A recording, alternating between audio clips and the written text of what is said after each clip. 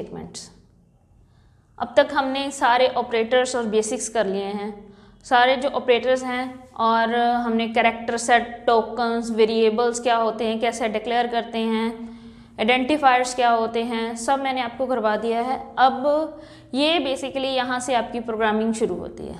वो अब तक जो था वो हमारा बेस था, दैट वाज अ फाउंडेशन। अब यहाँ से हमारी प्रोग्रामिंग बेसिकली शुरू होती है कंट्रोल स्टेटमेंट से। तो कंट्रोल स्टेटमेंट्स होती क्या हैं बेसिकली? सबसे पहले हम ये हमारा जो सी है, अब तक जो हम प्रोग्राम्स कर रहे थे, आपने देखा होगा हमारे सीक्वेंस में प्रोग्राम्स चल रहे थे, जो मैं इंस्ट्रक्शंस 1 बाय 1 एग्जीक्यूट कर रही थी। तो सी में बाय डिफ़ॉल्ट जो इंस्ट्रक्शंस होती हैं वो सिक्वेंशली चलती हैं, वन आफ्टर अदर। एक एग्जीक्यूट होगी, उसके बाद नेक्स्ट एग्जीक्यूट होगी, उसके बाद उससे बड़ी आगे वाली एग्जीक्यूट होगी, and up to so on. But कई बार कोई ऐसी सिचुएशन होती है जब हम चाहते हैं कि किसी एक सिचुएशन में कुछ एक इंस्ट्रक्शन एग्जीक्यूट हो और किसी दूसरी सिचुएशन में कोई और पार्ट जो है इंस्ट्रक्शंस का एग्जीक्यूट हो प्रोग्राम में। तो मान लो कि मैं कहती हूँ कि अगर स्टूडेंट के मार्क्स जो हैं 30% से अबव हैं तो वो पास हो, नहीं तो वो फेल हो। तो हम ऐसे अगर प्रोग्राम हमने बनाना है कि स्टूडेंट पास है या फेल है, ये चीज़ प्रिंट हो, तो उसके लिए हम क्या चाहेंगे कि अगर स्टूडेंट का मार्क्स 30% से अबव हो तो वो वाला कोड एग्जीक्यूट हो जिसमें हमने ये लिखा है कि स्टूडेंट पास है, ये चीज़ प्रिंट हो। और अगर उसके मार्क्स 30% से अबव नहीं है तो हम चाहेंगे कि दूसरा पार्ट जो है कोड का जिसमें हमने लिखा है कि स्टूडेंट फेल है वो एग्जीक्यूट हो। ऐसी कुछ सिचुएशन होती हैं जहाँ पे हमें कुछ हिस्सा किसी एक सिचुएशन में एग्जीक्यूट करवाना होता है प्रोग्राम का और कुछ हिस्सा किसी दूसरी सिचुएशन में। तो ऐसे केसेस में हम कंट्रोल स्टेटमेंट्स हमारी यूज़ होती हैं। या फिर कई बार कोई ऐसी सिचुएशन आ जाती है जैसे हम कुछ प्रोग्राम का पार्ट बार बार रिपीट करवाना चाहते हैं।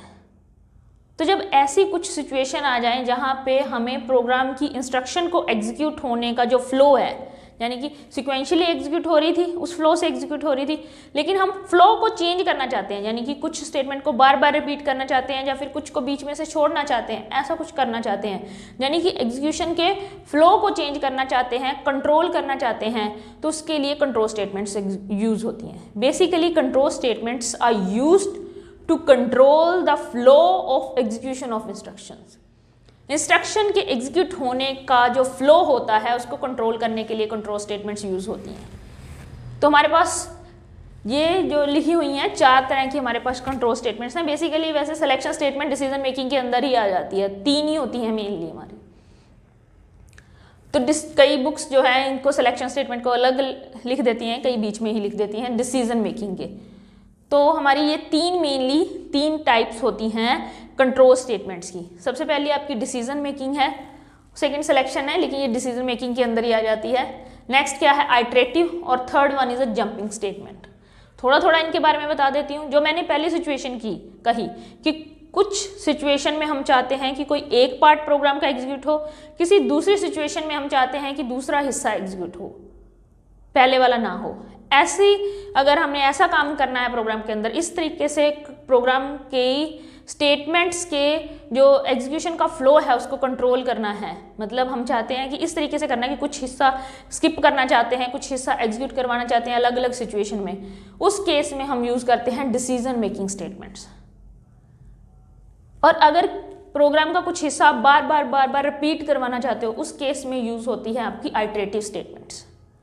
और अगर आप किसी पर्टिकुलर जगह पे जंप करना चाहते हो या फिर क्या है लूप को तोड़ना चाहते हो, या किसी एक ब्लॉक में प्रोग्राम एग्जीक्यूट हो रहा है, अभी उसके आगे भी कुछ लाइनें हैं लेकिन आगे वाले इंस्ट्रक्शंस को आप एग्जीक्यूट किए बिना उस पर्टिकुलर हिस्से से, उस पर्टिकुलर पूरे ब्लॉक से, यानी कि एक जो ब्लॉक बना होता है ब्लॉक में से ही बाहर आना चाहते हो, ऐसी सिचुएशंस में यूज होती हैं आपकी जंपिंग स्टेटमेंट। तो मेनली हमारे पास 3 तरह की कंट्रोल स्टेटमेंट्स होती हैं, decision making, iterative and jumping. तो डिसीजन मेकिंग में कौन सी आ जाती है हमारे पास, simple if else, nested if and else if और लैडर इफ। आइटरेटिव में हमारे पास क्या होता है, लूप्स होते हैं, यानी कि रिपीट करने के लिए यूज होने वाले। तो लूप हमारे पास 3 तरह के हैं, for loop, while loop and do while loop. और जो जंपिंग स्टेटमेंट है वो हमारे पास कौन सी हैं, break, continue and go to. Go to हम मेनली यूज नहीं करते, क्योंकि इसमें थोड़ी प्रॉब्लम क्रिएट करती है, तो मतलब अच्छी प्रोग्रामिंग प्रैक्टिस में इसको यूज़ बेसिकली नहीं किया जाता। तो मेनली जो ये 2 स्टेटमेंट्स, जंपिंग स्टेटमेंट्स यूज़ की जाती हैं। तो अब हम नेक्स्ट लेक्चर में ये सारी की सारी जो हमारी कंट्रोल स्टेटमेंट्स हैं इनको यूज़ करके एक एक प्रोग्राम बनाएंगे, और जब ये सारी स्टेटमेंट्स आपको समझ आ जाएंगी उसके बाद मैं आपको एडवांस लेवल के प्रोग्राम्स करवाऊंगी हर एक स्टेटमेंट पे बेस्ड। Thank you. हाँ जी स्टूडेंट्स, नेक्स्ट हम देखते हैं वर्किंग सिंपल इफ की। सबसे पहले तो पहले हम सिंटेक्स देख लेते हैं सिंपल इफ, उसके बाद हम प्रोग्राम समझेंगे कि सिंपल इफ की वर्किंग कैसे होती है। तो ये हमारा सिंटेक्स है। सबसे पहले क्या लिखना है आपने, इफ स्मॉलर केस में, उसके बाद ये पैरेंथेसिस, जिसको आप राउंड ब्रैकेट शायद बोल सकते हैं, पैरेंथेसिस, ग्रुप ऑफ पैरेंथेसिस के अंदर हम क्या करते हैं, इसमें कंडीशन देते हैं। कंडीशन आपकी जिसकी जो आउटपुट है ट्रू फॉल्स के केस में होगी। ओके, तो कंडीशन आप देते हो यहाँ पे, जो भी आप कंडीशन देना चाहते हो, या तो उसकी आउटपुट जो है ट्रू आएगी या आएगी आपके पास फॉल्स। उसके बेसिस पे कौन से पार्ट जो प्रोग्राम को एग्जीक्यूट होना है, कौन सा स्किप होना है, वो डिसाइड होता है। तो जब भी आप इफ स्टेटमेंट मतलब इफ स्टेटमेंट आप शुरू करते हो तो ओपन कर्ली ब्रेसेस से उसका ब्लॉक स्टार्ट करते हो। तो जितनी स्टेटमेंट्स आप इस ब्लॉक के अंदर एग्जीक्यूट करवाना चाहते हो, जब आपकी कंडीशन ट्रू हो, वो सारी स्टेटमेंट्स हम इस ब्लॉक के अंदर लिख देते हैं। ब्लॉक कैसे बनता है, ओपन कर्ली ब्रेसेस और क्लोजिंग कर्ली ब्रेसेस से। आप इफ का ब्लॉक कैसे बनाओगे, किसी भी स्टेटमेंट का ब्लॉक कैसे बनता है, ओपन कर्ली ब्रेसेस और क्लोजिंग कर्ली ब्रेसेस। इफ के बाद आपने ओपन कर्ली ब्रेसेस और क्लोजिंग कर्ली ब्रेसेस के बीच में जो भी स्टेटमेंट्स लिखी होंगी, और जब ये कंडीशन ट्रू होगी तो वो सारी स्टेटमेंट्स एग्जीक्यूट होंगी। अदरवाइज अगर वो ये कंडीशन फॉल्स होती है तो जितनी भी स्टेटमेंट आपने इस ब्लॉक के अंदर लिखी हैं वो सारी की सारी स्किप हो जाएंगी, वो सारी एग्जीक्यूट नहीं होंगी, उनमें से कोई भी एग्जीक्यूट नहीं होंगी। तो बेसिकली आप एक बॉक्स की तरह कंसीडर कर लो कि अगर ये एक ओपन कर्ली ब्रेसेस और क्लोजिंग कर्ली ब्रेसेस का एक बॉक्स जो है, बॉक्स के अंदर जो भी आपने स्टेटमेंट्स डाल दी हैं वो सारी इफ़ के साथ कनेक्ट हो गई हैं, बेसिकली इफ़ की ट्रू कंडीशन के साथ कनेक्ट हो गई हैं। अगर इफ़ की कंडीशन ट्रू होगी तो ये सारा ब्लॉक जो है, बॉक्स में जो भी इंस्ट्रक्शंस पड़ी हैं वो सारी एग्जीक्यूट हो जाएंगी, और अगर कंडीशन फॉल्स हो गई तो ये सारी स्किप हो जाएंगी, इनमें से कोई भी एग्जीक्यूट नहीं होगी। और ये डिपेंड करता है कि कंडीशन ट्रू होती है या फॉल्स, उसमें सिर्फ इतना पार्ट डिपेंड करता है कि वो एग्जीक्यूट होगा या नहीं होगा। इसके बाद जो भी आपने मेन में लाइनें लिखी होंगी, इंस्ट्रक्शंस लिखी होंगी, स्टेटमेंट्स लिखी होंगी, वो सारी एग्जीक्यूट होंगी, सेम जैसे अगर ये इफ स्टेटमेंट आपने ना यूज़ की होती तो इसको प्रोग्राम से थोड़ा समझ लेते हैं। ओके, यहाँ मोस्टली क्या होता है कि हमें बहुत बार बताया जाता है कि इफ़ स्टेटमेंट के साथ और कोई भी स्टेटमेंट जो है कंट्रोल स्टेटमेंट, उसके साथ अगर एक ही आपके पास इंस्ट्रक्शन है तो आप कर्ली ब्रेसेस स्किप कर दो।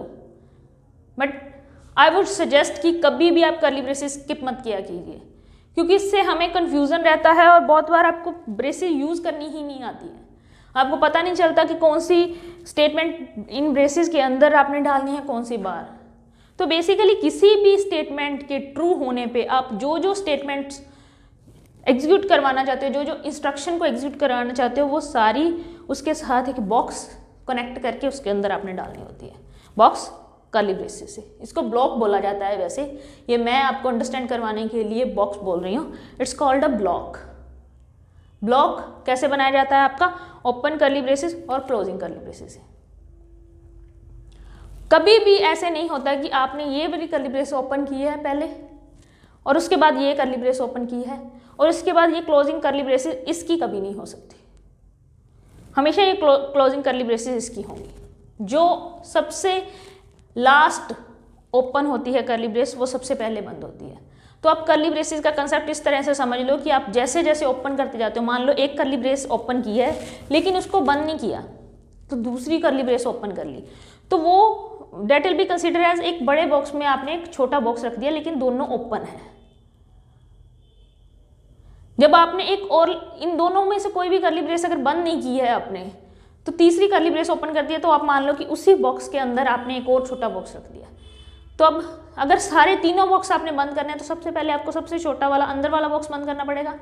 ये तो नहीं पॉसिबल, सबसे बड़ा वाला बॉक्स, एक ओपन बॉक्स के अंदर आपने 3 बॉक्सेस रख दिए हैं छोटे वाले, और जो बड़ा वाला ओपन बॉक्स है सबसे पहले वाला उसको आपने बंद कर दिया, तो अंदर वाले जो ओपन बॉक्सेस हैं उनको आप बंद कर सकते हो, उनके ढक्कन लगा सकते हो? नहीं पॉसिबल ना। तो बस वही समझ लो कि अगर एक बड़े बॉक्स के अंदर आपने 2 छोटे बॉक्सेस रख दिए हैं, मतलब एक बड़ा बॉक्स लिया आपने, ओके, इसको कंसीडर करो आप एक ओपन कर्ली ब्रेसेस की तरह, तो ये खुला हुआ बॉक्स है बेसिकली, इसके अंदर आपने एक छोटा बॉक्स रख दिया तो एक और ओपन कर्ली ब्रेसेस, उसके बाद आपने एक और छोटा बॉक्स रख दिया, एक और ओपन कर्ली ब्रेस। तो पहली कर्ली ब्रेस जब बंद की तो अंदर वाला बॉक्स बंद हुआ, दूसरी कर्ली ब्रेस जब बंद की तो सेकंड वाला बॉक्स बंद हुआ, तीसरी कर्ली ब्रेस जब बंद की तो सबसे मेन वाला बॉक्स बंद हुआ। तो ये प्रोसेस होता है आपका कर्ली ब्रेसेस का। कर्ली ब्रेसेस में बच्चे बहुत ज़्यादा कंफ्यूज हो जाते हैं, इसलिए मैंने ये वियर्ड सा कंसेप्ट दिया है आपको बेसिकली।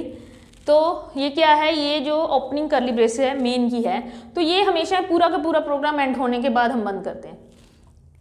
इसके बाद मैंने क्या किया है, ए नाम का एक वेरिएबल डिक्लेयर किया है, तो इसने मेमोरी में 2 बाइट्स रिजर्व किए। ये मैंने बहुत ही बार बता दिया है वैसे तो।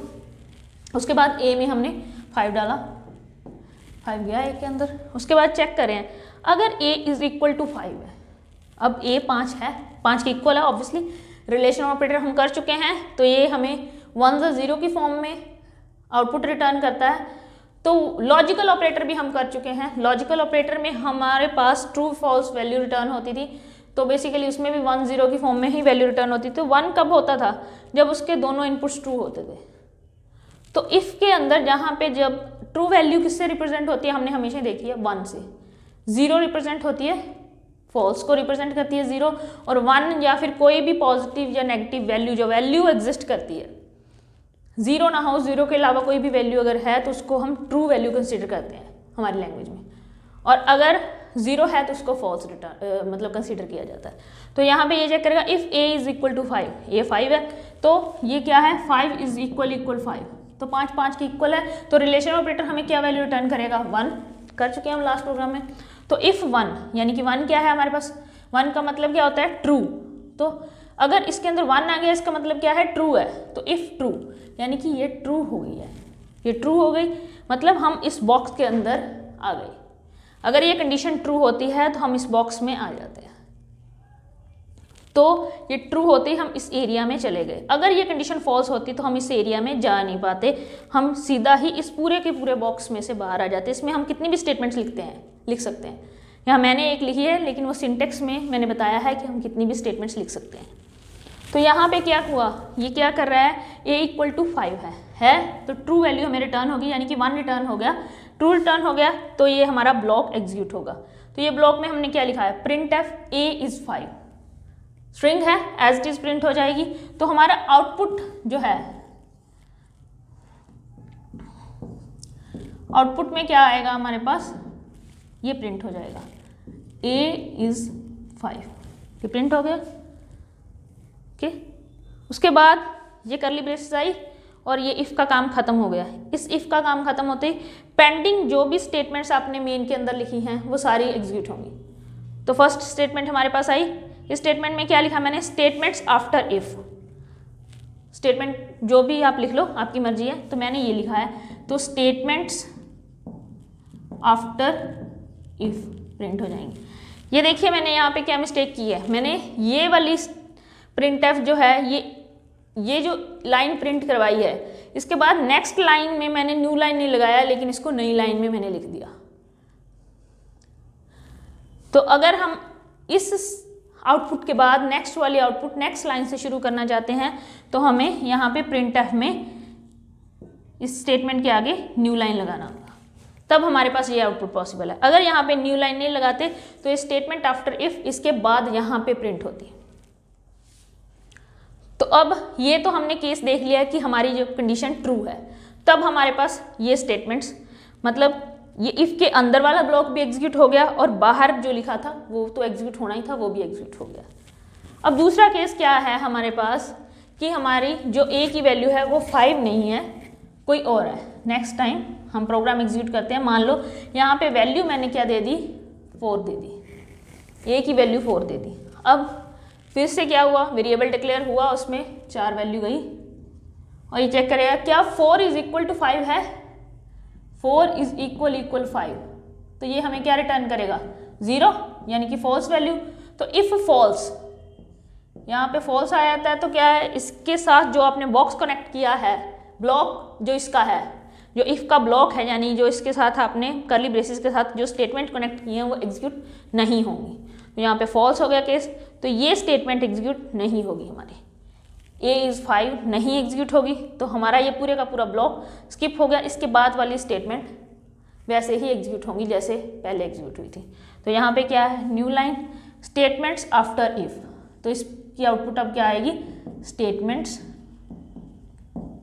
आफ्टर इफ, सॉरी एक ही लाइन में आएंगी, स्टेटमेंट्स आफ्टर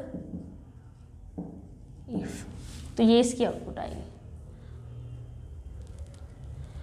शायद अभी भी आपको थोड़ा बहुत कन्फ्यूज़न हो, मैं थोड़ा सा आपको फ्लो चार्ट से समझाने की कोशिश करती हूँ ताकि आपको कोई भी कन्फ्यूज़न ना रहे, तो शायद मे बी उससे आप लोगों को पूरा क्लैरिफाई हो जाए। तो सबसे पहले क्या है आपके पास, इफ़ हमने लिख लिया डायमंड बॉक्स में, 2 पॉसिबिलिटी है कि इफ़ की जो कंडीशन है, इफ़ है, इफ़ की क्या है आपकी कंडीशन लिखी है आपने, इफ़ के साथ आप कंडीशन लगाते हो, या तो वो ट्रू होगी या वो फॉल्स होगी, कोई भी कंडीशन होती है। या तो हम कंडीशन लगाते हैं कि आपके अगर मार्क्स जो है 20% से ज़्यादा हैं तो आप पास हो, कंडीशन है ये 20% से ज़्यादा मार्क्स होना, अगर ग्रेटर देन 20% सॉरी 30% है तो आप पास हो, अदरवाइज आप फेल हो, तो ये कंडीशन है ना। आप पास हो गए तो आपको कोई गिफ्ट मिल जाता है पेरेंट्स से, पास या फर्स्ट आ गए, और अगर फेल हो गए तो दूसरी कंडीशन अप्लाई हो जाती है, फॉल्स वाली, है ना। तो कंडीशन, इफ कंडीशन में क्या है, हम चेक करेंगे कि अगर कंडीशन ट्रू है तो क्या होगा, जो इफ का ब्लॉक है वो एग्जीक्यूट होगा, ठीक है। तो इफ स्टेटमेंट का जो ब्लॉक है, जो आपने इसके साथ, इफ के साथ स्टेटमेंट्स कनेक्ट किए हैं करली ब्रेसेस के थ्रू, वो एग्जीक्यूट होंगी ट्रू होने पे। उसके बाद जो पेंडिंग प्रोग्राम है, उसके बाद ये ब्लॉक के बाद क्या, जो आपकी बाकी पेंडिंग स्टेटमेंट्स हैं, पेंडिंग स्टेटमेंट्स आफ्टर इफ के बाद जो बची हुई स्टेटमेंट है, आफ्टर इफ ब्लॉक के बाद जो बची हुई स्टेटमेंट्स हैं, जैसे यहाँ पे ये थी, इससे ज़्यादा भी आप लिख सकते हो, जितनी मर्जी लिख सकते हो, 2 3 4 जितनी मर्जी लिख लो आप, ठीक है। तो पेंडिंग स्टेटमेंट्स आफ्टर इफ जो हैं वो एग्जीक्यूट होती हैं, ये ट्रू का केस है। अगर ये कंडीशन फॉल्स हो जाती है तो ये पार्ट एग्जीक्यूट नहीं होगा, ये यहाँ पे ट्रू होने पे ये पार्ट एग्जीक्यूट होगा, उसके बाद पेंडिंग स्टेटमेंट्स एग्जीक्यूट होंगी। अगर फॉल्स होती है कंडीशन तो सीधा ही pending statements after if block नहीं एग्जीक्यूट हुआ, इस केस में सिर्फ pending statements after if block execute हुई, और इन दोनों केसेस में इसके बाद प्रोग्राम क्या हुआ, आपका एंड हो गया। यही किया हमने। अगर इफ की स्टेटमेंट ट्रू होती है, कंडीशन ट्रू होती है इफ की, अगर कंडीशन ट्रू होती है तो इफ स्टेटमेंट ब्लॉक, उसके बाद पेंडिंग स्टेटमेंट ब्लॉक, दोनों ही चले थे लास्ट में। और अगर कंडीशन फॉल्स होती है तो ये पार्ट नहीं चलेगा, सिर्फ pending statement block. I think अब तो क्लियर होना चाहिए आप लोग को। तो हम नेक्स्ट लेक्चर में करेंगे इफ एल्स, यानी यहाँ पे तो सिर्फ इफ के साथ एक ही ब्लॉक कनेक्टेड था, उसमें इफ का पार्ट अगर ट्रू होता है तो एक ब्लॉक, अगर फॉल्स होता है तो दूसरा ब्लॉक। यहाँ फॉल्स के केस में सिंपली हम इसको स्किप कर रहे थे, उसमें थोड़ा सा एडवांस लेवल आ जाएगा। Thank you.